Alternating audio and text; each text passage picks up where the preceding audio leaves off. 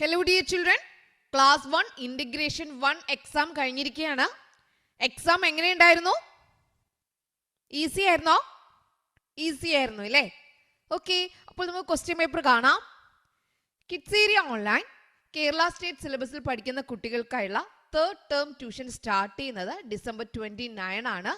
നിങ്ങൾ ആർക്കെങ്കിലും ജോയിൻ ചെയ്യാൻ താല്പര്യമുണ്ട് എങ്കിൽ ഇവിടെ നൽകിയിട്ടുള്ള വാട്സപ്പ് നമ്പറിൽ മെസ്സേജ് ചെയ്യാവുന്നതാണ്. 9746487799. അതുപോലെ കിഡ്സ് ഏരിയ ഓൺലൈൻ സ്പെഷ്യൽ ക്ലാസ്സസും നൽകുന്നുണ്ട്. ഇംഗ്ലീഷ് മലയാളം വായിക്കുവാനും എഴുതുവാനും ബുദ്ധിമുട്ടുള്ള കുട്ടികൾക്ക് സ്പെഷ്യൽ ക്ലാസ്സസ് നൽകുന്നുണ്ട്. ഇപ്പോൾ അതിൻ്റെ ക്ലാസ് നടന്നുകൊണ്ടിരിക്കുകയാണ്. അടുത്ത ക്ലാസ് സ്റ്റാർട്ട് ചെയ്യുന്നത്, അടുത്ത ബാച്ച് സ്റ്റാർട്ട് ചെയ്യുന്നത് വെക്കേഷൻ ടൈം ഏപ്രിലാണ്. അത് ഓർമ്മയിൽ വയ്ക്കുക, താല്പര്യമുള്ളവർക്ക് ജോയിൻ ചെയ്യാവുന്നതാണ്. ഉദ്ഗ്രഥനം 1-ാം ദിവസം, ഇന്റഗ്രേഷൻ 1. ഒന്നാമത്തെ ചോദ്യം എന്താണെന്ന് അറിയാവോ? ഒന്നാമത്തെ ചോദ്യം പാടാം എഴുതാം. ഒന്നാമത്തെ ചോദ്യം എന്തായിരുന്നു? പാടാം എഴുതാം എന്നതായിരുന്നു. നിങ്ങൾ എഴുതിയായിരുന്നോ? ഈ ചോദ്യത്തിന്റെ ഉത്തരം എഴുതിയായിരുന്നോ? എഴുതിയായിരുന്നു. ഓക്കെ, വളരെ എളുപ്പമുള്ള ചോദ്യമായിരുന്നു. നമ്മുടെ പുഴക്കരയില് ഒരു ഹോട്ടൽ തുടങ്ങിയിട്ടുണ്ട്. അപ്പൊ ചോദിക്കുകയാണ്, സോനുവിനോട് പിങ്കി ചോദിക്കുകയാണ്, സോനു നീ അറിഞ്ഞോ, പുഴക്കരയിൽ പുതിയ ഹോട്ടൽ തുറന്നു. ആഹാ, ഹോട്ടലോ? വാ നമുക്ക് പോയി നോക്കാം. അങ്ങനെ പിങ്കിയും സോനുവും കൂടെ നടക്കാൻ തുടങ്ങി. അവിടെ എത്തിയപ്പോഴല്ലേ രസം. കൂട്ടുകാരെല്ലാം ആ ഹോട്ടലിന് മുന്നിൽ തടിച്ചുകൂടിയിരിക്കുകയാണ്. ചില്ലലമാരയിലോ നിറയെ പലഹാരങ്ങൾ. പലഹാരം കണ്ട സന്തോഷത്തിൽ സോനു പാടിയ പാട്ടാണ് ഇവിടെ നൽകിയിട്ടുള്ളത്. അലമാരയിലുള്ള പലഹാരങ്ങളാണ് കണ്ടോ, ഇവിടെ ഉണ്ട്. എന്താ ആദ്യം പാടിയേ? തപ്പോ തപ്പോ തപ്പാണി തപ്പം കൊട്ടി പാടാലോ, അപ്പം അപ്പം നൂലപ്പം നൂലുപോലെ നൂലപ്പം. എന്നിട്ടെന്താ പാടിയേ? അച്ചപ്പത്തെ കണ്ടു, അപ്പോൾ പാടി തപ്പോ തപ്പോ തപ്പാണി തപ്പം കൊട്ടി പാടാലോ, അപ്പം അപ്പം അച്ചപ്പം പൂവ് പോലെ അച്ചപ്പം. നൂലപ്പത്തെ കുറിച്ച് പാടി, അച്ചപ്പത്തെ കുറിച്ച് പാടി. ഇനി എന്ത് ചെയ്യണം? നിങ്ങൾ ബാക്കി പാടണം. എങ്ങനെ പാടാം? അച്ചപ്പം പോലെ ഇതെന്താ? കുഴലപ്പം, പാലപ്പം, നെയ്യപ്പം. കുഴലപ്പമുണ്ട്, പാലപ്പമുണ്ട്, നെയ്യപ്പമുണ്ട്. 4 വരി എഴുതണം. അക്ഷരത്തെറ്റ് പാടില്ല. വാക്കുകൾ തമ്മിൽ അകലം വേണം. ഇത്രയും കാര്യങ്ങളാണ് ശ്രദ്ധിക്കാനുള്ളത്. അക്ഷരത്തെറ്റ് പാടില്ല, വാക്കുകൾ തമ്മിൽ ശരിയായ അകലം. 4 വരി എഴുതണം. എങ്ങനെയാ നിങ്ങൾ എഴുതിയേ? ആദ്യം ഈ വരി അതുപോലെ പകർത്തി എഴുതണം അല്ലേ? തപ്പോ തപ്പോ തപ്പാണി തപ്പോ തപ്പോ തപ്പാണി. രണ്ടാമത്തെ വരി എന്താ?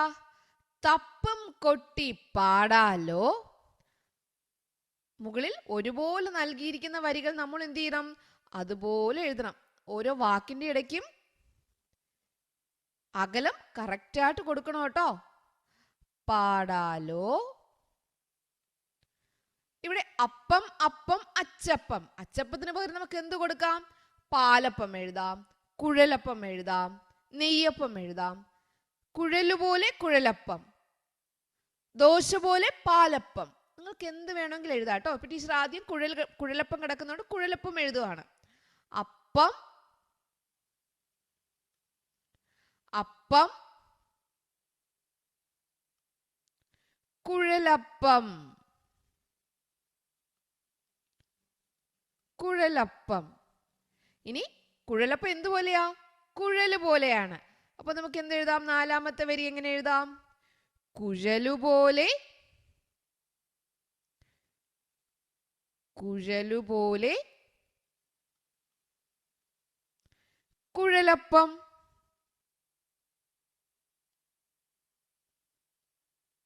ഓക്കെ, അതുപോലെ നിങ്ങൾക്ക് എന്ത് ചെയ്യാം? പാലപ്പത്തെ കുറിച്ച് എഴുതാം. ഇത് പാലപ്പമാണ്, ഇത് നെയ്യപ്പമാണ്. നിങ്ങൾ ഏത് എഴുതിയാലും ശരിയാണ് കേട്ടോ. 4 വരി ഇതുപോലെ അകലം കൊടുത്ത് എഴുതണം. അത്രേ ഉള്ളൂ. അക്ഷരത്തെറ്റ് കൂടാണ്ട് എഴുതണം. അപ്പൊ എല്ലാവരും നല്ലതുപോലെ എഴുതിയില്ലേ? യെസ്. രണ്ടാമത്തെ ചോദ്യം കാണാം. രണ്ടാമത് എന്തായിരുന്നു ചോദിച്ചിട്ടുണ്ടായിരുന്നേ? തരം തിരിക്കാം.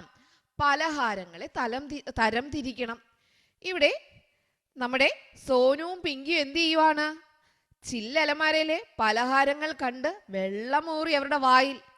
അപ്പൊ സോനു പറഞ്ഞു, എനിക്ക് ആവിയിൽ വേവിച്ച പലഹാരങ്ങൾ മതി. പിങ്കി എന്താ പറഞ്ഞേ? എനിക്ക് എണ്ണയിൽ വറുത്ത പലഹാരങ്ങൾ മതി. അപ്പൊ മിനു പറഞ്ഞു, എനിക്ക് ചുട്ടെടുത്ത പലഹാരങ്ങൾ മതി. അങ്ങനെ അവിടെ ആകെ ബഹളമായി കൂട്ടുകാരെല്ലാം കൂടി. അപ്പോൾ കടക്കാരനായ നാരായണേടൻ പറഞ്ഞു, ഞാൻ ഇലയിട്ട് എല്ലാ പലഹാരങ്ങളും ഇവിടെ വിളമ്പി വെക്കാം. നിങ്ങൾ എന്ത് ചെയ്തോളൂ, നിങ്ങൾക്ക് ആവശ്യമുള്ളത് എടുത്തോളൂ. അങ്ങനെ അവർ പലഹാരങ്ങൾ സെലക്ട് ചെയ്യാൻ തുടങ്ങി. നമ്മുടെ ആവിയിൽ വേവിച്ച പലഹാരം ആർക്കാ വേണ്ടേ? സോനുവിന്. അപ്പൊ സോനുവിന് ആവിയിൽ വേവിച്ച പലഹാരങ്ങൾ ഏതൊക്കെയാണെന്ന് എടുക്കാൻ സഹായിക്കാവോ? ആവിയിൽ വേവിക്കുന്ന എന്തുണ്ട്? പുട്ട് ആവിയിൽ വേവിക്കുന്നതാണ്. ഇലയട ആവിയിൽ വേവിക്കുന്നതാണ്. നൂലപ്പം ആവിയിൽ വേവിക്കുന്നതാണ്. അപ്പൊ ആവിയിൽ വേവിച്ചതിനകത്ത് എന്തൊക്കെ എഴുതണം? ഇതിനകത്ത് എന്തൊക്കെ എഴുതണമായിരുന്നു? പുട്ട് എഴുതണമായിരുന്നു,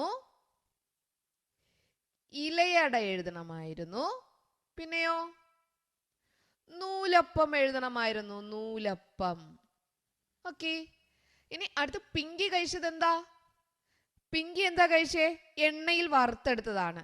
ചുട്ടെടുത്തത് ആർക്കാ വേണ്ടേ? മിനിക്കാണല്ലേ വേണ്ടത്. അപ്പൊ മിനിക്ക് ചുട്ടെടുത്തത് എന്തൊക്കെയാ ഉള്ളത്? ദോശ ചുട്ടെടുക്കുന്നതാണ്. ദോശ ചുട്ടെടുക്കുന്നതാണ്. പൊറോട്ട ചുട്ടെടുക്കുന്നതാണ്. പൊറോട്ട ചുട്ടെടുക്കുന്നതാണ്. വേറെ എന്താ ഉള്ളത്? ചപ്പാത്തി എന്താ ചെയ്യുന്നേ? ചുട്ടെടുക്കുന്നതാണ്.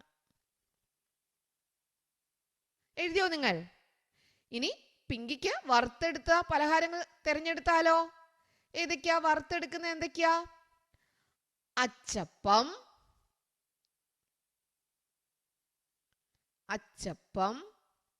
വേറെ എന്തുണ്ട്? ഉണ്ണിയപ്പം,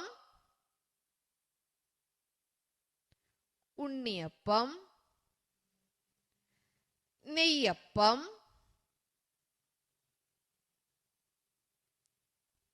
വട. ഓക്കെ. അപ്പോൾ പിങ്കിക്കും സോനുവിനും മീനുവിനും വേണ്ട പലഹാരങ്ങൾ തരംതിരിച്ച് ഇതുപോലെ ശരിയായി എഴുതിയായിരുന്നോ? യെസ്. അപ്പൊ ഇതായിരുന്നു രണ്ടാമത്തെ ചോദ്യം, രണ്ടാമത്തെ പ്രവർത്തനം. ഇനി മൂന്നാമത്തെ പ്രവർത്തനം എന്തായിരുന്നു നോക്കാം.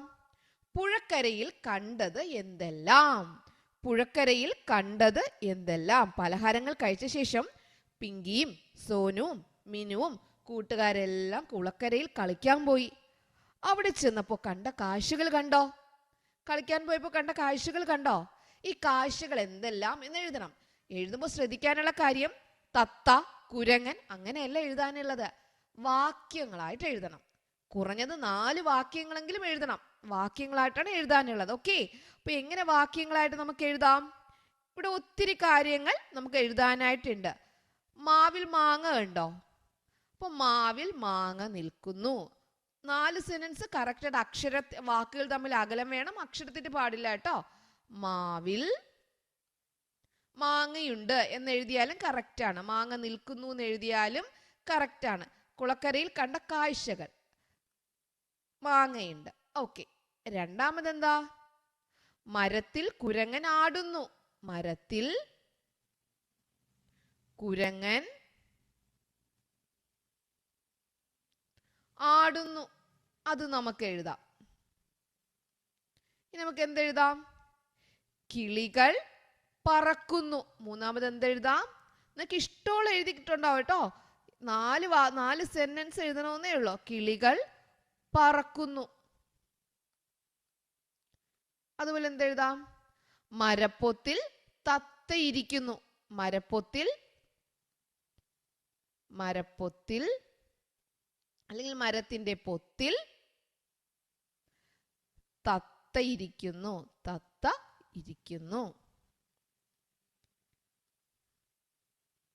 വേറെ എന്താ? മുയലില്ലേ? ഇത് എഴുതാൻ പാടില്ല കേട്ടോ. കുളക്കരയിൽ കണ്ട കാഴ്ചകളാണ് എഴുതേണ്ടത് കേട്ടോ. അപ്പൊ ഇവിടെ എന്താണ്? അഞ്ചാമത് എന്താ? മുയൽ ചാടുന്നു. ഏതെങ്കിലും 4 എഴുതിയാൽ മതി. നമുക്ക് വേറെ എന്ത് എഴുതാം? പൂമ്പാറ്റ തേൻ കുടിക്കുന്നു. പൂമ്പാറ്റ തേൻ കുടിക്കുന്നു.